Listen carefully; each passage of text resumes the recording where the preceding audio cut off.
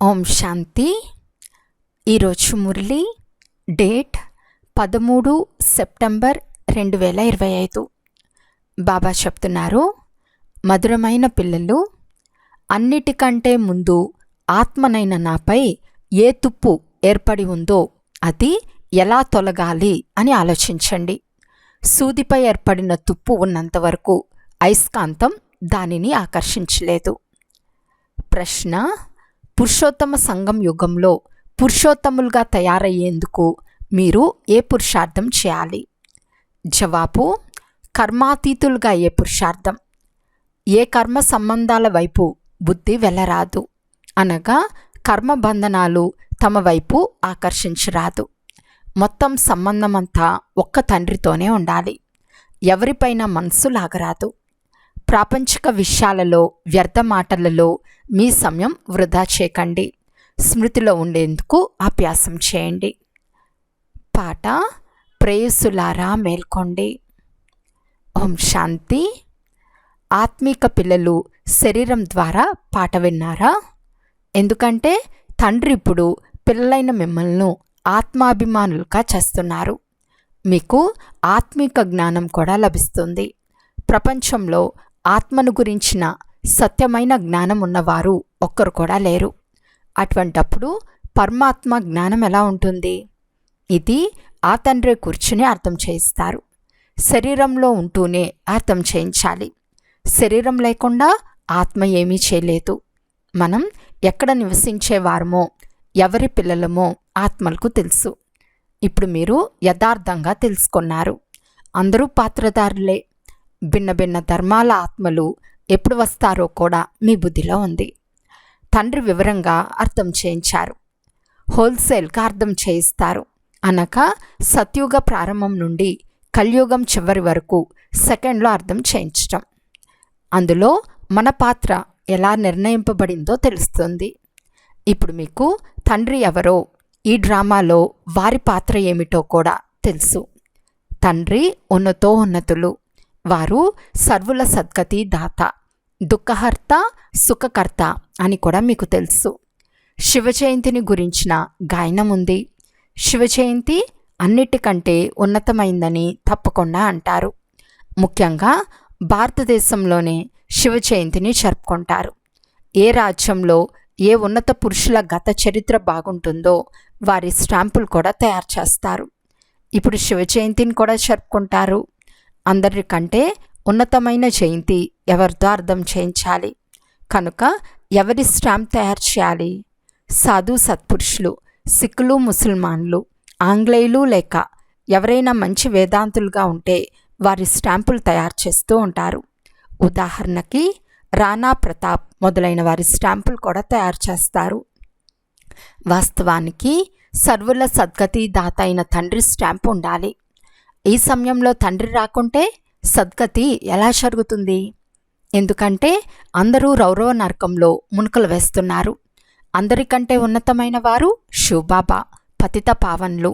శివుని మందిరాలు కూడా చాలా ఎత్తైన స్థలాలలో నిర్మిస్తారు. ఎందుకంటే వారు ఉన్నతులు కదా. తండ్రి స్వయంగా వచ్చి భారతదేశాన్ని స్వర్గానికి అధికారిగా చేస్తారు. వారు వచ్చినప్పుడు సద్గతి చేస్తారు. కనుక ఆ తండ్రి స్మృతియే ఉండాలి. శివబాబా స్టాంపును ఎలా తయారు చేయాలి? భక్తి మార్గంలో అయితే శివలింగాన్ని తయారు చేస్తారు. వారే అత్యంత ఉన్నతమైన ఆత్మ. ఉన్నతమైన మందిరాలు కూడా శివునేవేనని అంగీకరిస్తారు. సోమనాథ మందిరం శివుందే కదా. భారతవాసులు తమో ప్రధానమైనందున శివుడు అనగా ఎవరో ఎవరికి తెలియదు. ఎవరిని పూజిస్తున్నారో వారి కర్తవ్యం ఏదో తెలియదు. రాణా ప్రతాప్ కూడా యుద్ధం చేశాడు. అదేమో హింస. ఈ సమయంలో అందరూ డబల్ హింసకులుగా ఉన్నారు. వికారాల వశమై కామఖడ్గాన్ని జూలింపించుట కూడా హింసయే. ఈ లక్ష్మీనారాయణులు డబల్ హింసకులు. ఎప్పుడైతే మనుషులకు సంపూర్ణ జ్ఞానం ఉంటుందో అప్పుడు అర్థసహితంగా స్టాంపులను తయారు చేస్తారు. సత్యుగంలో ఈ లక్ష్మీనారాయణుల స్టాంప్ మాత్రమే ఉంటుంది. శివబాబా జ్ఞానం అచ్చట ఉండదు. అందువలన అత్యంత ఉన్నతమైన లక్ష్మీనారాయణుల స్టాంపే ఉంటుంది. ఇప్పుడు కూడా భారతదేశానికి ఆ స్టాంప్ ఉండాలి. అత్యంత ఉన్నతమైన వారు త్రిమూర్తి శివ. ఆ స్టాంప్ అవినాశిగా ఉండాలి. ఎందుకంటే భారతదేశానికి వారు అవినాశి రాజ్య సింహాసనంను ఇస్తారు. పరంపిత పరమాత్మయే భారతదేశాన్ని స్వర్గంగా తయారు చేస్తారు.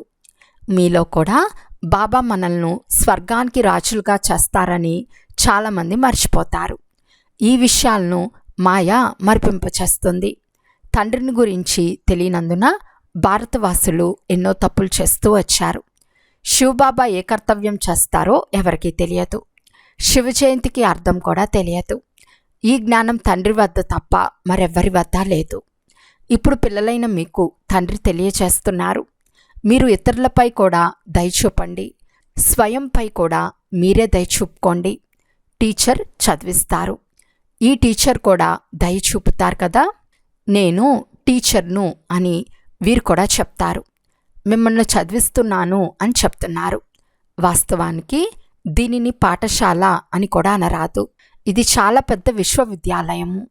మిగిలినవన్నీ అసత్యమైన పేర్లే. ఆ కాలేజ్లేవి కూడా పూర్తి విశ్వాన్ని చదివించదు. కనుక విశ్వవిద్యాలయము ఒక్క తండ్రిది మాత్రమే. వీరు విశ్వమంతటికి సద్గతిని ఇస్తారు. వాస్తవానికి యూనివర్సిటీ ఇది ఒక్కటే. వీరి ద్వారానే అందరూ ముక్తి జీవన్ముక్తులకు వెళ్తారు, అనగా శాంతి సుఖాలను ప్రాప్తి చేసుకుంటారు. యూనివర్స్ అంటే ఇదే కదా. అందుకే బాబా భయపడకండి అని చెప్తున్నారు. ఇది అర్థం చేయించాల్సిన విషయము. అత్యవసర పరిస్థితి అంటే ఎమర్జెన్సీ సమయంలో ఎవరి మాట వినరు. ప్రజలపై ప్రజారాజ్యం జరుగుతూ ఉంటుంది. ఏ ఇతర ధర్మాల్లోనూ ప్రారంభం నుండే వారి రాజ్యం ఉండదు. వారు ధర్మస్థాపన చేసేందుకు వస్తారు. వారి సంఖ్య లక్షల్లోకి వచ్చినప్పుడు వారి రాజ్యం ఉంటుంది. ఇక్కడ తండ్రి విశ్వమంతటికి రాజ్యస్థాపన చేస్తున్నారు. ఇది కూడా అర్థం చేయించవలసిన విషయము. దైవీ రాజధాని ఈ పురుషోత్తమ సంగం యుగంలో స్థాపన చేస్తున్నారు. బాబా అర్థం చేయించారు. కృష్ణుడు, నారాయణుడు, రాముడు మొదలైన వారి నల్లని చిత్రాలను కూడా చూపించి అర్థం చేయించండి. కృష్ణుణ్ణి శ్యామసుందరుడు అని ఎందుకంటారు? సుందరంగా ఉండినవాడు. శ్యామంగా అంటే నల్లగా ఎలా అవుతాడు? భారతదేశమే స్వర్గంగా ఉండేది, అదే ఇప్పుడు నరకంగా ఉంది. హెల్ అనగా నలుపు, హెవెన్ అనగా తెలుపు. రామరాజ్యాన్ని పగలు, రావణరాజ్యాన్ని రాత్రి అని అంటారు. దేవతలను ఎందుకు నల్లగా చేశారో మీరు అర్థం చేయించగలరు. తండ్రి కూర్చుని అర్థం చేయిస్తున్నారు. మీరిప్పుడు పురుషోత్తమ సంగం యుగంలో ఉన్నారు. వారు లేరు. మీరిక్కడ కూర్చుని ఉన్నారు కదా. ఇక్కడ మీరు సంగం యుగంలో పురుషోత్తములయ్యేందుకు పురుషార్థం చేస్తున్నారు.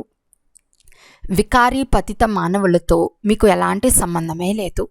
అయితే ఇప్పుడు ఇంకా కర్మాతీత అవస్థ రాలేదు. అందువలన కర్మ సంబంధాలతో కూడా మనసు లగ్నమవుతుంది. కర్మాతీతులయ్యేందుకు స్మృతి యాత్ర చేయాలి. తండ్రి అర్థం చేయిస్తున్నారు. మీరు ఆత్మలు. మీకు పరమాత్మ తండ్రిపై ఎంత ప్రేమ ఉండాలి. ఓహో బాబా, మీరు మమ్మల్ని చదివిస్తున్నారు. ఆ ఉమంగం ఎవరిలోనూ ఉండదు. మాయా క్షణక్షణం దేహాభిమానంలోకి తీసుకొస్తుంది. శివబాబా ఆత్మలైన మనతో మాట్లాడుతున్నారని అర్థం చేసుకున్నారు. కనుక ఆ ఖుషి, ఆకర్షణ ఉండాలి కదా. ఏ సూదిపై కొంచెం కూడా తుప్పు ఉండదో అది అయస్కాంతం ఎదుట ఉంచితే వెంటనే అతుక్కుంటుంది. కొంచెం తుప్పు ఉండినా అతుక్కోదు, ఆకర్షణ ఉండదు.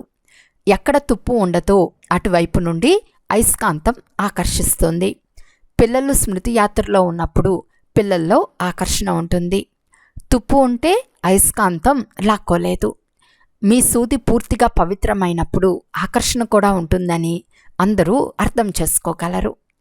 తుప్పు ఏర్పడి ఉన్నందున ఆకర్షణ ఉండదు.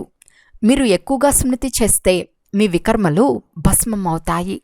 మళ్ళీ ఏదైనా పాపం చేస్తే 100 రెట్ల శిక్ష పడుతుంది. మళ్ళీ తుప్పు పడుతుంది. తర్వాత స్మృతి చేయలేరు. స్వయాన్ని ఆత్మగా భావించి తండ్రిని స్మృతి చేయండి. స్మృతి మర్చిపోతే తుప్పు పడుతుంది. కనుక అంత ఆకర్షణ, ప్రేమ ఉండదు. తుప్పు వదిలితే ప్రేమ ఏర్పడుతుంది, ఖుషి కూడా ఉంటుంది, ముఖము సంతోషంగా ఉంటుంది. మీరు భవిష్యత్తులో ఇలా తయారవ్వాలి. సేవ చేయకుంటే పాత పనికిరాని మాటలు మాట్లాడుతూ ఉంటారు. ఆ మాటలు తండ్రితో బుద్ధి యోగాన్ని తుంచివేస్తాయి. ఉన్న ప్రకాశం కూడా మాయమైపోతుంది. తండ్రిపై కొంచెం కూడా ప్రేమ ఉండదు. తండ్రిని ఎవరు బాగా స్మృతి చేస్తారో వారికి ప్రేమ ఉంటుంది. తండ్రికి కూడా వారిపై ఆకర్షణ ఉంటుంది. ఏ పుత్రుడు సేవ బాగా చేయటమే కాక యోగం కూడా చేస్తాడో అతనిపై తండ్రికి ప్రేమ ఉంటుంది. నేను ఏ పాపం చేయలేదు కదా అని అతడు స్వయంపై గమనం ఉంచుతాడు. స్మృతి చేయకుంటే తుప్పు ఎలా వదులుతుంది? తండ్రి అంటున్నారు, చాటు ఉంచితే తుప్పు వదులుతుంది. తమో ప్రధానం నుండి సతో ప్రధానంగా అవ్వాలి అంటే తుప్పు వదలాలి.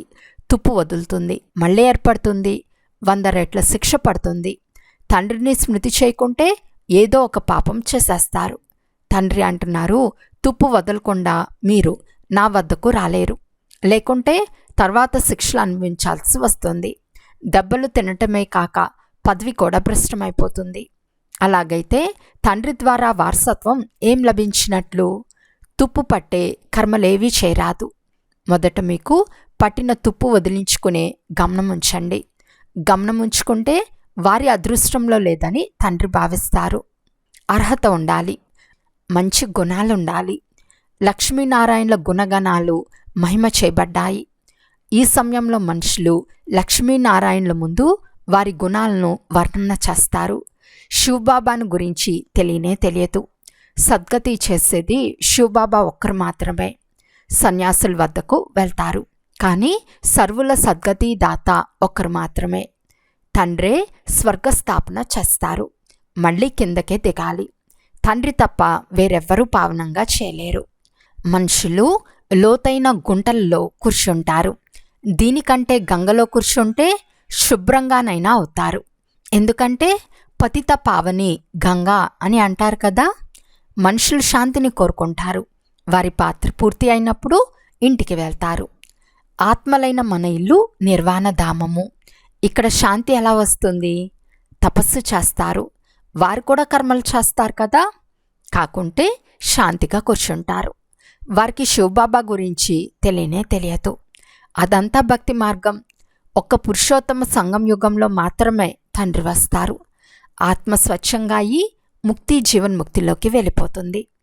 ఎవరు శ్రమ చేస్తారో వారే రాజ్యపాలన చేస్తారు. శ్రమ చేయని వారు శిక్షలు అనుభవిస్తారు. ప్రారంభంలో శిక్షల సాక్షాత్కారం కూడా చేయించాను. మళ్ళీ చివరిలో సాక్షాత్కారం అవుతుంది. శ్రీమతంను అనుసరించినందున ఈ గతి పట్టిందని సాక్షాత్కారంలో చూస్తారు. పిల్లలు కళ్యాణకారులుగా అవ్వాలి. తండ్రి మరియు రచనల పరిచయంనివ్వాలి. సూదిని కిరోసిన్లో ఉంచితే తుప్పు ఎలా వదులుతుందో అలా తండ్రి స్మృతిలో ఉండుట వలన తుప్పు వదులుతుంది. లేకుంటే ఆ ప్రేమ, ఆకర్షణ తండ్రి పైన ఉండవు. బంధుమిత్రులు మొదలైన వారిపై ప్రేమ ఏర్పడి వారి వద్దకు పోయి ఉంటారు. తుప్పు తినేసే ఆ సాంగత్యం ఎక్కడా, ఈ సాంగత్యం ఎక్కడా? తుప్పు పట్టిన వస్తువు జతలో ఉండేవారికి కూడా తుప్పు అంటుతుంది. ఆ తుప్పు తీసేసేందుకు తండ్రి వస్తారు. స్మృతి ద్వారానే పవిత్రంగా అవుతారు. అర్ధకల్పం నుండి చాలా తీవ్రంగా తుప్పు ఏర్పడి ఉంది. ఇప్పుడు అయస్కాంతమైన తండ్రి చెప్తున్నారు, నన్ను స్మృతి చేయండి. బుద్ధియోగం నాతో ఎంతగా ఉంటుందో అంత తుప్పు వదిలిపోతుంది. నూతన ప్రపంచం తయారయ్యే తీరాలి. మొదట చాలా చిన్న దేవీ దేవతల వృక్షం ఉంటుంది. మళ్ళీ అది వృద్ధి చెందుతుంది. అక్కడి నుండి మీ వద్దకు వచ్చి పురుషార్థం చేస్తూ ఉంటారు. పైనుండి ఎవరూ రారు. ఇతర ధర్మాల వారు పైనుండి వస్తారు. ఇక్కడ మీ రాజధాని తయారవుతూ ఉంది. ఆధారమంతా చదువుపైనే ఉంది. తండ్రి శ్రీమతం అనుసారంగా నడవాలి. బుద్ధియోగం బయటకు పోతూ ఉండినా తుప్పు పట్టుకుంటుంది. ఇక్కడకు వచ్చేదే అన్ని లెక్కాచారాలు చుక్తూ చేసుకుని జీవించి ఉన్నప్పుడే అన్నీ సమాప్తం చేసుకునేందుకు వస్తారు. సన్యాసులు సన్యసించిన తర్వాత కూడా చాలా కాలం వారి స్మృతి గుర్తుకు వస్తూ ఉంటుంది. ఇప్పుడు మీకు సత్యమైన సాంగత్యం లభించిందని పిల్లలైన మీకు తెలుసు. మనము మన తండ్రి స్మృతిలోనే ఉంటాము. బంధుమిత్రులు మొదలైన వారందరూ తెలుసు కదా. గృహస్థ వ్యవహారంలో ఉంటూ కర్మలు ఆచరిస్తూ తండ్రిని స్మృతి చేస్తారు. పవిత్రంగా అవ్వాలి, ఇతరులకు కూడా నేర్పించాలి. అదృష్టం ఉంటే ఇందులో కొనసాగుతారు. బ్రాహ్మణ కులానికే చెందకపోతే దేవతా కులంలోకి ఎలా వస్తారు? చాలా సులభంగా పాయింట్లు ఇస్తారు. అవి ఎవరి బుద్ధిలోనైనా వెంటనే కూర్చుంటాయి. వినాశకాలంలో విపరీత బుద్ధి కలవారి చిత్రం కూడా స్పష్టంగా ఉంది. ఇప్పుడు ఆ చక్రవర్తి పదవి లేనే లేదు. దైవీరాజ్యం ఉండేది, అది స్వర్గం అని పిలువబడేది. ఇప్పుడుండేది పంచాయతీ రాజ్యం. ఇలా అర్థం చేయించేందుకు ఆటంకం ఏదీ లేదు. కానీ తుప్పు వదిలి ఉంటే ఎవరికైనా బాణం తగులుతుంది. మొదటి తుప్పు వదిలించుకునేందుకు ప్రయత్నించాలి. మీ గుణగణాలు పరిశీలించుకోవాలి. రాత్రింబవలు మేము ఏం చేస్తున్నాము? వంటగదిలో వంట తయారు చేస్తూ, భోజనం చేస్తూ, రొట్టెలు కాలుస్తూ చేయగలిగినంత స్మృతి చేయండి. తిరిగేందుకు వెళ్ళిన స్మృతిలో ఉండండి. తండ్రికి అందరి స్థితులు తెలుసు కదా. ప్రాపంచిక మాటలు మాట్లాడితే తుప్పు ఇంకా ఎక్కువగా ఏర్పడుతుంది. పరచింతన విషయాలేవి వినకండి. అచ్చా, మధురాతి మధురమైన అపురూపమైన పిల్లలకు మాతాపిత బాప్తాతాల ప్రియ స్మృతులు మరియు గుడ్ మార్నింగ్. ఆత్మిక పిల్లలకు ఆత్మిక తండ్రి నమస్తే. ఆత్మిక తండ్రికి ఆత్మిక పిల్లల యొక్క ప్రియ స్మృతులు మరియు నమస్తే నమస్తే నమస్తే. ధారణ కొరకు ముఖ్య సారము. ఫస్ట్ పాయింట్, ఎలాగైతే తండ్రి మనల్ని టీచర్ రూపంలో చదివించి అందరిపై దయ చూపిస్తారో అలా మీరు మీపై మరియు ఇతరులపై కూడా దయ చూపించాలి. చదువు మరియు శ్రీమతంపై పూర్తి గమనం ఉంచాలి. మీ నడవడికను చక్కదిద్దుకోవాలి. సెకండ్ పాయింట్, పరస్పరంలో పనికిరాని పాత పరిచింతన మాటలు మాట్లాడుకుంటూ తండ్రి నుండి బుద్ధి యోగాన్ని తొంచరాదు. పాపకర్మలేవి చేరాదు. స్మృతిలో ఉంటూ తుప్పు వదిలించుకోవాలి. ఈరోజు వరదానము. దృఢత ద్వారా బంజరు భూమిలో కూడా ఫలాలు అంటే పంటలు పండించే సఫలతా స్వరూప భవ. ఏ విషయంలో అయినా సఫలతా స్వరూపంగా అయ్యేందుకు దృఢత మరియు స్నేహం యొక్క సమూహం కావాలి. ఈ దృఢత అనేది బంజరు భూమిలో కూడా ఫలాలను పండిస్తుంది, అంటే ఉత్పన్నం చేస్తుంది. ఎలాగైతే ఈ రోజులలో సైన్స్ వారు ఇసుకలో కూడా ఫలాలను అంటే పంటను పండించే ప్రయత్నం చేస్తున్నారో అలా మీరు సైలెన్స్ శక్తి ద్వారా స్నేహం అనే నీటిని ఇస్తూ ఫలీభూతం చేయండి. దృఢత ద్వారా నిరాశ చెందిన వారిలో కూడా ఆశా దీపాలను వెలిగించవచ్చు. ఎందుకంటే ధైర్యం ద్వారా తండ్రి సహాయం లభిస్తుంది. స్లోగన్: స్వయాన్ని సదా ప్రభు యొక్క తాకట్టుగా భావించి నడుచుకుంటే కర్మలో ఆత్మిక భావం వస్తుంది. అవ్యక్త సూచన: ఇప్పుడు లగ్నమనే అగ్నిని ప్రజ్వలితం చేసి యోగాన్ని జ్వాలారూపంగా చేయండి. సారథి అనగా ఆత్మాభిమాని, ఎందుకంటే ఆత్మనే సారథి. బ్రహ్మబాబా ఈ విధి ద్వారా నంబర్ 1 యొక్క సిద్ధిని ప్రాప్తి చేసుకున్నాడు. కనుక తండ్రిని అనుసరించండి. తండ్రి దేహాన్ని అధీనం చేసుకుని ప్రవేశిస్తారు, అనగా సారథిగా అవుతారు. కానీ దేహానికి అధీనం అవ్వరు. కనుకనే అతీతంగా మరియు ప్రియంగా ఉంటారు. అదేవిధంగా బ్రాహ్మణాత్మలైన మీరు కూడా తండ్రి సమానం సారథి యొక్క స్థితిలో ఉండండి. సారథి స్వతహాగానే సాక్షిగా ఉండి ఏం చేసినా, చూస్తున్నా, వింటున్నా, అన్ని పనులు చేస్తున్నా మాయ ప్రభావం నుండి నిర్లిప్తంగా అంటే ప్రభావం అంటకుండా ఉంటారు. అచ్చా, ఓం శాంతి.